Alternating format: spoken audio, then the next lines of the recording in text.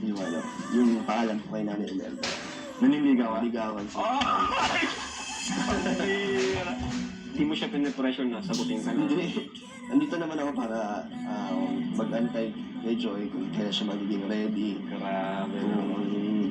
Kung sasagutin niya sa panliligaw ko. Or kung ano man, kung ano yung magiging desisyon niya. Oo naman, respetuhin ko yung kung ano yung magiging kahantungan nito. Maghihintay ka ng kakantungan? Oo, hanggang saan mapunta itong Dan Joy kung panliligaw ko. Pero mahal mo. Mahal mo siya. Ano na nga eh. Sobra na nga.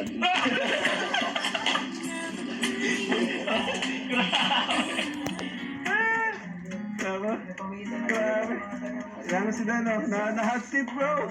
Ngayon lang siya natanong ng mga ganito eh. Damoy na pinitigilan kasi mas lumalang. Ayun si Joy, nanonood. Kaya nga eh. Nakakatawa.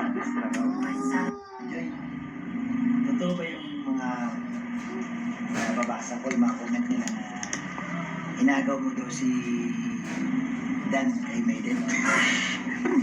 Anong tanong yan? Palakpakan naman natin our official choreographer from AL and the Desert Dance Management.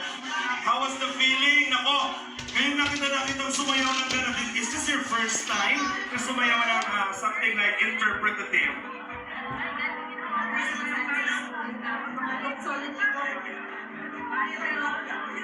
Tagal na. Oo, ako si Carla pala legit dancer performer dahil noong mga panahon ko sa school nila, nagdo-doxology daw siya, mga theater, something na like that na mga act. Pero for now, talagang iba talaga yung sayaw pag hinahaluan ng emosyon ng may pagmamahal. Yung bang sayaw ninyo may halong pagmamahal? Siyempre po yun! Napasigaw sila. Sus, kinikilig yung mga nanay doon sa nanay lang po.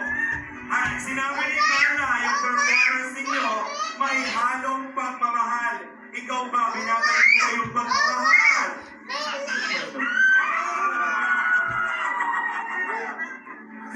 Nako, kamusta, ano masasabi?